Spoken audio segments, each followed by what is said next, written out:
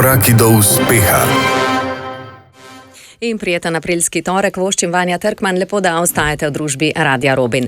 Danes bomo odkrivali enega najlepših gradov, ki kraljuje na prehodu iz Vipavske doline v Komenski kras o gradu Riechenberg. Bo govora o današnji oddaji, v današnjih korakih do uspeha in lepo pozdravljam moji gosti Natašo Kolenc, arhitektko in konzervatorko, ki na novogoriški občini skrbi za grad Riechenberg, in interpretatorko kulturne dediščine, pevko, pa še kaj bi lahko tu našteli, naj bo tako na kratko, Bojano Čibej. Dober dan. Pozdravljeni. Lep pozdrav. Lepo, da ste se odzvali na naše vabilo. Torej, Bojana Čibej, morda, če začnemo z vami, obiskovalcem gradu ste znani kot Eleonora Riechenberška, ki sprejemate obiskovalce. Čeprav ste nekoliko kasneje prišli na grad, potem, ko je bil ta odprt. Kako se počutite na gradu? Na gradu se počutim zelo lepo in mislim, da je to pravi kraj, na katerem sem, pravi kraj za naš zavod. Nanj sem prišla leta 2019, pravzaprav kot direktorica zavoda Sviter, ki je z statusom v javnem interesu na področju varstva kulturne dediščine pridobil od mestne občine Nova Gorica grad Riechenberg v 5-letno uporabo. Me pa gostje zares poznajo kot Eleonoro, ki jih sprejemam na gradu Riechenberg, imam pa za sabo tudi že eno lepo kopico mladih dam in gospodičev, ki bojo v prihodnosti, upam, da prevzemali vlogo igrane interpretacije dediščine. Super. No, ampak malce prehitevamo, če se ozremo še nekoliko nazaj. Leta 2017 je bil grad ponovno odprt za obiskovalce. Gospa Nataša Kolenc, še se spominjam, kako ste bili veseli tistega dne. Lahko rečemo, da je bil to izjemen uspeh, kaj ne? Ja, res je tako. Vsi tisti, ki so grad poznali pred tem odprtjem, pač tudi lahko potrdijo oziroma razumejo tudi sami, kakšen podvig je bilo to, da se je grad takrat lahko odprlo. Jaz rečem temu, da je bilo to kar precej junaško dejanje.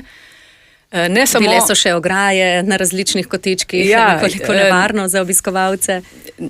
Ni bilo nevarno, ker je bil grad predtem zavarovan, ampak ravno na to sem se hotela navezati. Najprej zato, ker je bilo treba grad v zelo kratkem času pripraviti, da je postal varen, primeren za obisk, se pravi po zelo dolgem obdobju popolne zapuščenosti ga pospraviti in zavarovati do te mere, da sploh je lahko sprejel obiskovalce. Na drugi strani pa to, kar se pogosto pozabi, treba je bilo tudi vzpostaviti vsaj osnovno organizacijo obiska, se pravi, kako bo grad odprt, postaviti urnike, ljudi postaviti na vrata in podobne stvari. Zakaj? Zato, ker je bilo od prvega dne želja in namera, da obiskovalci dobijo, ko pridejo na grad, čim boljšo izkušnjo, pač glede na razmere, v kakršnih je grad bil. In mislim, da smo to tudi dosegli, vsaj izjemen obisk prve otvoritvene prireditve v letu 2017, ko so ljudje res napolnili grajsko dvorišče do zadnjega kotička, je pokazal, kaj jim je grad pomenil in kako zelo pomembno je bilo, da se ga je res odprlo takoj, ne glede na to, da še ni bil popolnoma obnovljen. Veliko ste sodelovali takrat tudi z domačini, ki so se še posebej zavzeli za njihov grad, če tako rečem. Ja, to je njihov grad, oziroma to je naš grad.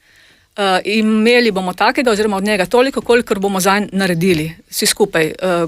Krajevna skupnost Branik in tudi domačine iz Branika želim posebej izpostaviti, namreč z njimi smo od začetka vzpostavili dobro sodelovanje in to sodelovanje traja še dan danes odlično in brez njihove pomoči in brez njihovega sodelovanja tudi grad danes ne bi bil to, kar je. Govorilo se je o izjemnih zneskih, ko se je grad odpiralo, koliko bo potrebno vložiti. Takrat mislim, da je bila vsota tudi tam med 8 do 10 milijonov, pa vendar ste uspeli z kar znatno precej manj denarja odprtje vseeno urediti oziroma odpreti grad. Ja, ko je mestna občina prevzela grad od države oziroma od Ministrstva za kulturo, natančneje v upravljanje, so bili takoj pripravljeni tudi načrti za prenovo z novimi vsebinami in naredilo se je takrat tudi seveda novo oceno vrednosti, koliko ne bi investicija v grad kot celoto znašala, in takrat so bili zneski dejansko ocenjeni na približno 8 milijonov evrov. Seveda občina tega denarja ni imela in zelo pogosto se potem v takih situacijah zgodi, da ker ne moreš narediti vsega, ne narediš nič. Se pravi, po tem scenariju bi bil grad najverjetneje še dan danes zaprt in propadal naprej. Takrat je pa k sreči prevladala odločitev, da, kot rečeno, da se grad odpre in da ga začnemo prenavljati po fazah. Seveda, to ni bilo možno kar tako, se pravi, tudi tak scenarij moraš najprej pripraviti in se odločiti, v katero smer boš šel in tudi kakšni bojo koraki, po katerih se boš na to pot podal. Tako da je bilo se pravi, po letu 17, praktično po odprtju, se je začel proces sodelovanja vsemi deležniki, pravi, govorim od prebivalcev doline, ponudnikov, lokalnih podjetnikov, predstavnikov vseh inštitucij, Zavoda za varstvo kulturne dediščine, Zavoda za varstvo narave, muzeja in tudi drugih. Ti ljudje so bili takrat postavljeni za isto mizo in smo začeli skupaj preverjati, kaj je bilo na gradu že vzpostavljeno, oziroma kaj je bilo že predvideno in kakšne so možnosti za realizacijo tega, oziroma kakšni programi na gradu bi pravzaprav bili najboljši za kompleten ta nabor deležnikov. No in kaj ste v vseh teh letih, kaj imate pravzaprav za pokazati? Mislim, da je to kar precej, pa slišimo podrobneje po tej skladbi. Ostanite blizu. O gradu Riechenberg govorimo danes na valovih Radia Robin. Naj spomnim, da korake do uspeha podpira podjetje Spintek, častni pokrovitelj oddaje je Goran Miškulin, direktor in solastnik podjetja, in lahko rečemo, da je zgodba o živitvi, o ponovnem odprtju gradu Riechenberg pravzaprav zgodba o uspehu. Nataša Kolenc, vodja prenove in oživljanja gradu Riechenberg na mestni občini, je z nami. Takrat spomnila ste nas na tiste trenutke pred odprtjem, koliko je bilo dogovarjanja, koliko je bilo deležnikov pravzaprav za isto mizo in kako ste na to, bomo rekli, uspeli to zgodbo pripeljati do srečnega konca. Kakšni programi oziroma kakšni načrti so se takrat izoblikovali? Kakšen cilj ste imeli? Ja, grad smo uspeli pripeljati do srečnega nadaljevanja. Do konca upajmo, da ne bomo imeli, tako da bomo lahko šli naprej. Kar je bila posebnost, je bilo to, da se je že v štartu, se pravi, čisto na začetku koncipiranja novih programov in tudi obnove gradu, zbralo na kup različne deležnike in tako pridobilo na nek način ne samo sogovornike, ampak tudi pomočnike ali pa sodelujoče partnerje, s katerimi stvari rešujemo in razvijemo naprej tudi še danes. Kaj je bilo zelo pomembno? Takrat se je izoblikovala vizija, oziroma uradno se temu reče vizija razvoja gradu, dejansko je pa to cilj, ki ga moraš imeti vedno pred očmi, kaj želimo z gradom narediti, oziroma kaj želimo z njim Kakšen je bil ta cilj? Kakšen je cilj? Cilj je bil, da grad postane središče kulturnega in trajnostnega turizma Vipavske doline oziroma širšega goriškega prostora. In hkrati tudi pomembno naravovarstveno središče, pri katerem so naravovarstvene vsebine integrirane, združene s kulturnimi in turističnimi vsebinami in kot tak potem grad deluje kot pomembna točka v širšem prostoru. No, saj o tem bomo še v nadaljevanju spregovorili. Rada bi se še nekoliko osredotočila na programe. Z nami je danes tudi Eleonora Riechenberška oziroma Bojana Čibej iz Zavoda Svitar, ki nas sprejme, ko vstopimo na grad. Pravzaprav z Zavodom delate že vrsto let na podobnih, lahko rečemo, projektih. Tako ste domovali tudi po različnih domovih po Sloveniji. Tako da lahko rečemo, kako so se vsebine na Braniškem gradu nadgrajevale in kaj trenutno ponujate? Interpretacija dediščine, podajanje dediščine, tudi vedenja in informacij o dediščinskih objektih, kot je grad Riechenberg. In kot pripovedovalka zgodb in certificirana vodnica interpretatorja in načrtovalka interpretacije poznam veliko vrst interpretacije, veliko vrst podajanja. Vem pa na podlagi 23-letnih izkušenj, ki sem jih dodobra že udejanila na 4 gradovih za redno ponudbo interpretacije kulturne dediščine. To so Otočec, Struga, Bogenšperk in grad Raka, torej je grad Riechenberg 5., na katerega smo prišli s to igrano kostumsko interpretacijo. Da je prav ta kostumska interpretacija, torej interpretacija osebnega stika, pri kateri prevzameš vlogo nekega lika iz preteklosti, se oblečeš v kostum in vzpostaviš nek odnos, preko katerega podajaš vedenje o dediščinskem objektu, lahko pravi odgovor za grad Riechenberg. Moramo namreč vedeti, da je grad Riechenberg izjemna arhitektura, izjemen dediščinski objekt, ne samo objekt, tudi izjemna priča našega znanja, ljudskih veščin, ljubezni, sposobnosti iz preteklosti, ki bi jih mi radi predali svojim obiskovalcem, je pa tudi hkrati izjemno zahteven objekt. Ima svoje logistične zahteve, je večinoma zunanja lokacija, ki ima tudi svoje varstvene režime. Tako da so naši programi narejeni tako, da spoštujejo te varstvene režime in se prilagajajo temu, da je potrebno vsak takšen igranje ogled prirediti na način, da se oblečemo kostume, postavimo sceno kot za predstavo v gledališču, jo odigramo, skratka naredimo neko mešanico vodenega ogleda in igre in potem po tem ogledu stvari tudi pospravimo na svoje mesto. Skratka, naši programi nimajo nobenega vpliva na arhitekturo in tudi pravzaprav nobenih odpadkov, potem, ko mi zaključimo. Samo grad živi oziroma pripoveduje zgodbo dalje. No, kako se na to zgodbo odzivajo obiskovalci, odkot prihajajo, o tem po glasbi. Grad Riefenberg je bil ponovno odprt pred 7 leti in počasi iz leta v leto so se obnavljali ne le njegov obraz, pač pa tudi notranjost. Zaživeli so programi, dogodki. Bojana Čibej iz Zavoda Sviter je danes z nami. Odkar sprejemate obiskovalce kot Eleonora Riefenberška, se jih je, verjamem, zvrstilo kar nekaj od leta 2019. Kaj jih na gradu najbolj očara, kaj jih najbolj pritegne? Rekla bi, da je to prav ugotovitev, da tukaj v Sloveniji, pravzaprav širše, obstaja magičen Riefenberg, za katerega sploh niso vedeli. Grad je bil dolga leta zaprt in je nekako v tej grajski dediščini izginil iz naše zavesti. Mi se pa sedaj trudimo, da bi ga ponovno predstavili, ponovno spromovirali, razširili vedenje o njegovem obstoju. In ko pridejo, so fascinirani. Kateri produkti, če tako rečem, pa jih najbolj pritegnejo? Ponujate kar nekaj, recimo vodene oglede, pa recimo različne dogodke za otroke?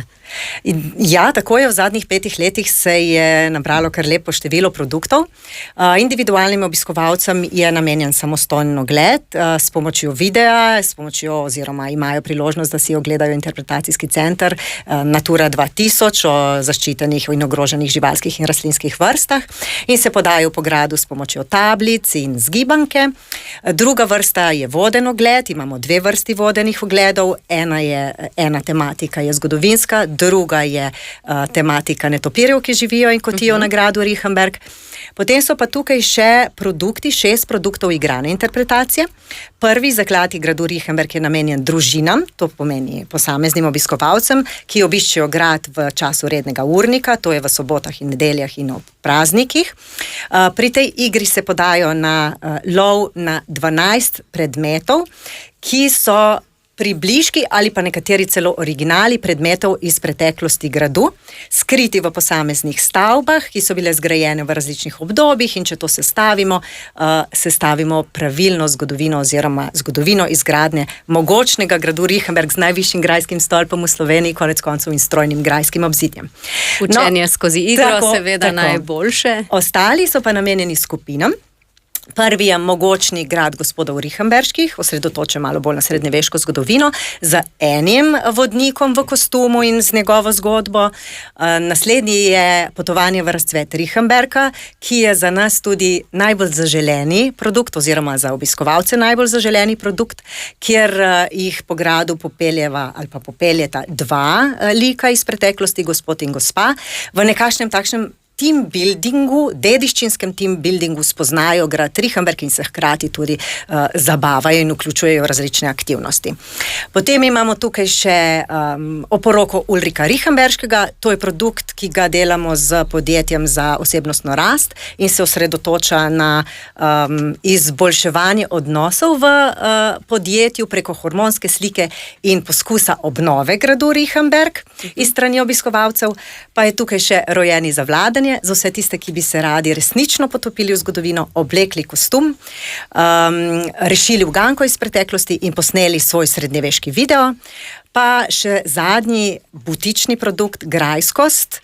Iskanje grajskosti med rekami oziroma med vodami, kmetijami, hribi doline, Vipavske doline, kjer gosta sprejmemo na gradu, kot da bi bil grad njegov dom, in ga potem odpeljemo do domačije Čilčevi, pa do Vipava Sup Adventure, kjer doživi supanje, in do Bizjakove vinske kleti, kjer sam poskuša ugotoviti, kaj je tista prava rajskost. Skratka, en tak zanimiv preplet sedanjosti, sodobnosti in seveda lahko rečemo starodobnosti. Gospa Nataša Kolenc, še čisto na kratko, kako je bilo pa vzpostaviti ta urnik? Prejle ste nekaj rekla tudi na to temo, je težko, kaj ne, urediti tako, da je grad odprt, pa da je obiskovalcem čim bolj dostopen. Kot je bilo rečeno, že na začetku, je bila takoj prvi korak ali pa prvi mali cilj, da vzpostavimo za obiskovalce dobro izkušnjo in da je tudi stvar organizacijsko obvladljiva.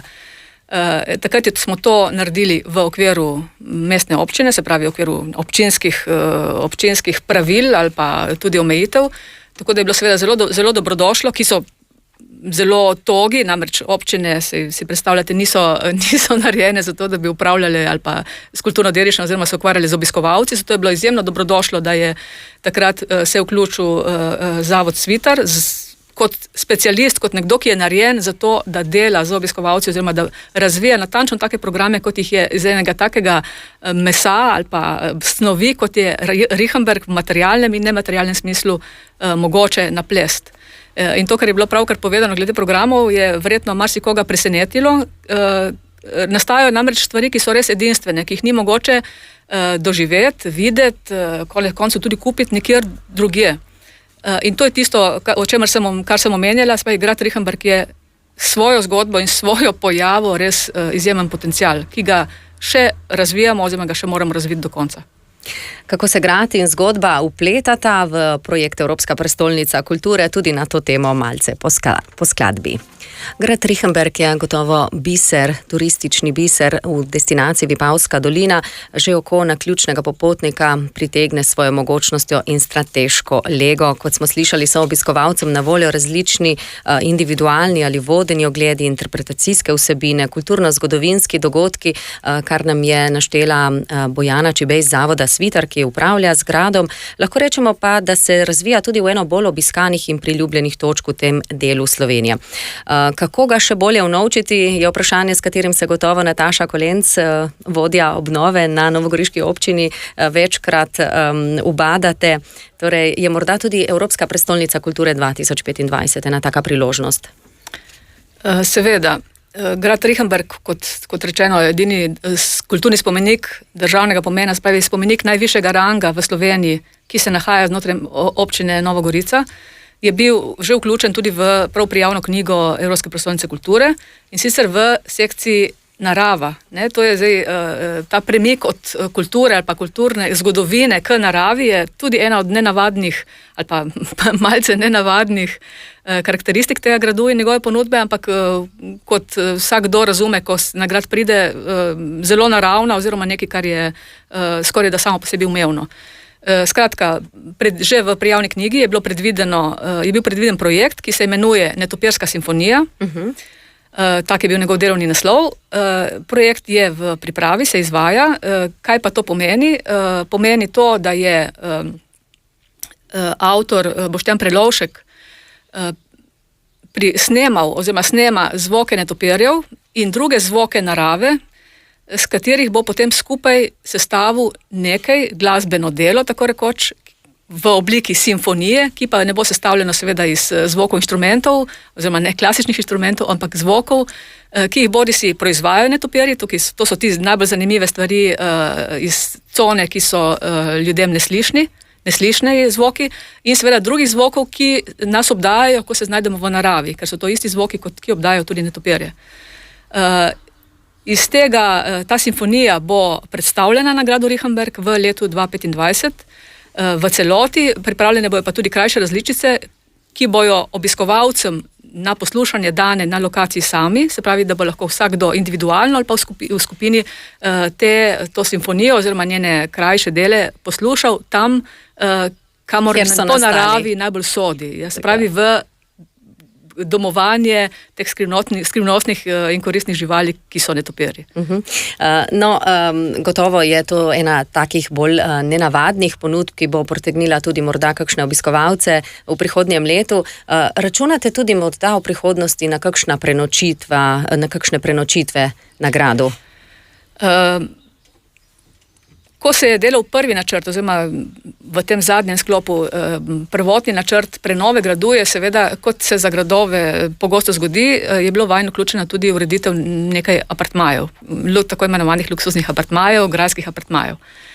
Ko te zadeve preveriš in resnično premisliš, ali je taka ponudba združljiva z dejstvom, da želiš grad ponujati recimo šolskim skupinam, da imaš programe, da imaš koncerte, kmalu ugotoviš, da je ta vsebina pravzaprav za grad neprimerna. Tudi zato, ker so običajno pričakovanja uporabnikov takih struktur v nasprotju s tistim, kar ti želiš promovirati ali pa ohraniti na tem gradu. Tako da to je ena tudi od zanimivih zaključkov že prej omenjenih sodelovanj z deležniki. Zaključek je bil namreč, na gradu primarno ne bomo razvijali prenočitvenih kapacitet, prenočitvene kapacitete naj razvijajo zasebniki v okolici. Grad naj bo tisti, ki bo ljudi pripeljal v dolino, oziroma na Goriško, v Braniško dolino, v Branik, oziroma tudi v druge vasi v okolici, druge kraje. Potem pa naj zanje poskrbijo zasebniki, in ker je to lahko za njih njihova poslovna priložnost. Ali velja morda to tudi za kakšno kavico, ki sem jo zasledila? Eno izmed mnenj je bilo na spletu, kjer sicer dežujejo pohvale na račun, bomo rekli, vsebin, pa tudi samega gradu. Bojana Čebej, gotovo ste tudi sami doživeli, da so vas kdaj obiskovalci povprašali, kje bi pa lahko mi ta prelep razgled uživali ob skodelici kave? Seveda si želijo, da bi kavica bila dostopna in še kakšna druga stvar na terasi gradu Riechenberg. In če pogledam iz stališča obiskovalca, bi bilo to izjemno. Če si naslikam ta sončni zahod, ki ga imamo ob večerih na gradu Riechenberg, takrat, ko netopirji priletijo iz svojih prebivališč, občutek je fantastičen. Vendar moram reči, da je tukaj spet ena priložnost za nas, ki iščemo rešitve tam, kjer se jih težko najde. In to je razmislek o tem, kaj pa lahko ponudiš gostev, če mu ne daš te zadovolitve, če zdaj grdo rečem, primarnih potreb v tej naši piramidi potreb. Ker ko človek pride na grad Riechenberg v nasprotju z obiskom drugih bližnjih lokacij, ki to ponudbo imajo, je grad, za katerega večinoma vejo, da ne bo nudil to vrstne storitve in se zaradi tega pripravijo za drugačne vrste doživetja. In to je ena odlična priložnost, da skušamo doseči njihove druge čute ali pa njihova občutenja, s katerimi si vzpostavljajo ali pa pridobivajo neke globje pomene, ki jih povezujejo z svojimi izkušnjami z življenjem in z svojimi načrti za prihodnost. In to je tudi ena krasna iztočnica, ko lahko gosta speljemo stran od primarnih potreb in mu naložimo nalogo skrbnika naše kulturne dediščine. Torej, on odhaja z gradu Riechenberg opremljen drugače, kot če bi tam imeli neko gostinsko ponudbo. Dobro, kako sicer sodelujete z lokalnimi ponudniki tudi na to temo po skladbi? Korake do uspeha poslušate na Radiu Robin. Še preden je bil grad Riechenberg ponovno odprt za obiskovalce, so v njem že bivali bivala majhna bitja, ki se niso zmenila za prepih in samoto. Seveda je govora o netopirjih in so lahko tudi ta bitja zanimiva za obiskovalce, gospa Nataša Kolenc. V nasprotju s vsemi pričakovanji so se netopirji izkazali za najbolj zanimivo dejstvo ali pa najbolj zanimiv fenomen gradu Riechenberg. Verjetno prav zato, ker jih zelo malo poznamo, oziroma ker so to ponavadi živalce, katerih nas je groza. Običajno jih imamo v kategoriji pajkov, škorpionov in podobnih. Ko jih malo boljše spoznaš, razumeš, da so ne samo zelo koristni, ampak res izjemna bitja, nenormalnih sposobnosti. Tako da meni osebno so samo, ko pogledam te podobe, zlasti njihovih portretov, teh obrazkov, so mi samo še smešni. Ne? In, torej so obiskovalci navdušeni? Obiskovalci so navdušeni tudi zato, ker so v interpretacijskem centru predstavljene neke najbolj zanimiva dejstva v zvezi z njimi. Kar je posebej treba poudariti, da grad Riefenberg ni samo zatočišče netopirjev, ampak je porodnišnica netopirjev. In vanj v začetku poletja oziroma spomladi priletijo breje samice več vrst netopirjev, nekaterih tudi močno ogroženih, in v gradu skotijo mladiče.